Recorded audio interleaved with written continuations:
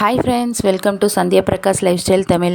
இன்றைக்கி நம்ம சேனலில் சுடிதார் பேண்ட் ஸ்டிச் பண்ணிக்கிட்டே ஒரு மோட்டிவேஷன் ஸ்பீச் தான் பார்க்க போகிறோம். இந்த பேண்ட் கட்டிங் வீடியோ ஆல்ரெடி நம்ம சேனலில் கொடுத்துருக்கோம். டிஸ்கிரிப்ஷனில் லிங்க் கொடுக்குறேன், போய் செக் பண்ணி பாருங்கள். நம்ம சேனல் ப்ளேலிஸ்ட்டில் போனீங்கன்னா விளாக் வீடியோஸ்க்கு தனியாக ப்ளேலிஸ்ட் இருக்கும், டெய்லரிங் வீடியோஸ்க்கு தனியாக ப்ளேலிஸ்ட் இருக்கும். எல்லாம் செக் பண்ணி பாருங்கள். பார்த்துட்டு நம்ம சேனல் பிடிச்சிருந்தா மறக்காமல் சப்ஸ்கிரைப் பண்ணி பக்கத்தில் இருக்க பெல் ஐக்கான் கிளிக் பண்ணி வச்சுக்கோங்க. அப்போ தான் நான் போடக்கூடிய வீடியோஸ் எல்லாம் உங்களுக்கு நோட்டிஃபிகேஷனாக வரும். ஓகே, வாங்க வீடியோக்குள்ளே போகலாம்.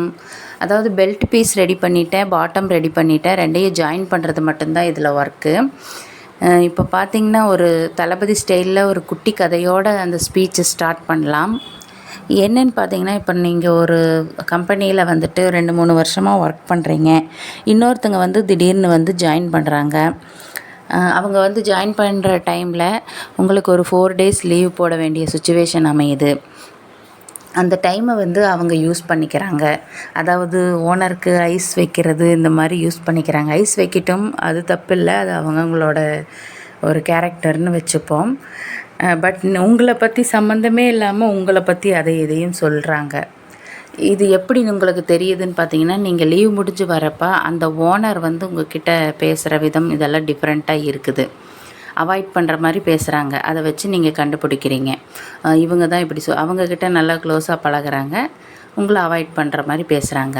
இதில் எனக்கு என்ன விஷயம் புரியலை அப்படின்னு பார்த்தீங்கன்னா, அந்த ஓனருக்கு தெரியணுமில்ல, இவங்க 2 to 3 இயர்ஸாக இங்கே ஒர்க் பண்ணுறாங்க, இவங்க நல்லா ஸ்ட்ரெயிட் ஃபார்வர்டாக பேசினாலும் இவங்க எப்படி அப்படின்றது அவங்களுக்கு ஏன் புரியாமல் போச்சு? இவங்க ஐஸ் வச்சோடனே அவங்க உருகிட்டாங்களா? இந்த மாதிரி மக்கள் இருக்கிற இடத்துல இந்த மாதிரி அனுபவம் உங்களுக்கு இருக்கா அப்படின்றத நீங்கள் கமெண்ட்டில் சொல்லுங்கள். இந்த மாதிரி பிரச்சனை வரும்போது நீங்கள் எப்படி ஃபேஸ் பண்ணுவீங்க அப்படின்றதையும் மறக்காமல் கமெண்ட்டில் சொல்லுங்கள்.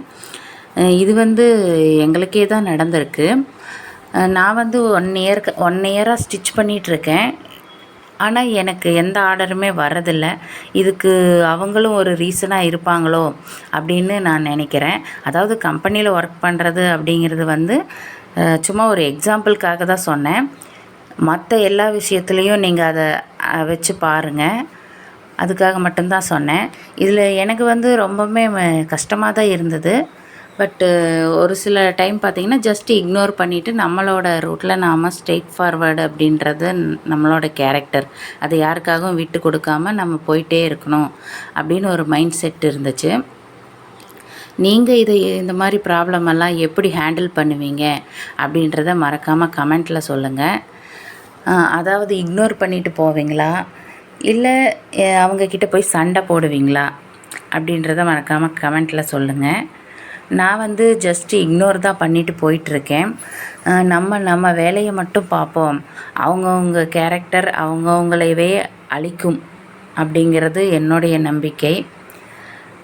இது உங்ககிட்ட ஷேர் பண்ணிக்கணும் அப்படின்னு தோணுச்சு, அதனால தான் சொன்னேன். ஓகே, உங்ககிட்ட பேசிகிட்டே பேண்ட்டு ஸ்டிச் பண்ணிட்டேன், சுடிதார் பேண்ட்டு. பாருங்கள் எப்படி இருக்குன்னு கமெண்ட்டில் சொல்லுங்கள். ஓகே, தேங்க்ஸ் ஃபார் வாட்சிங் ஃப்ரெண்ட்ஸ்.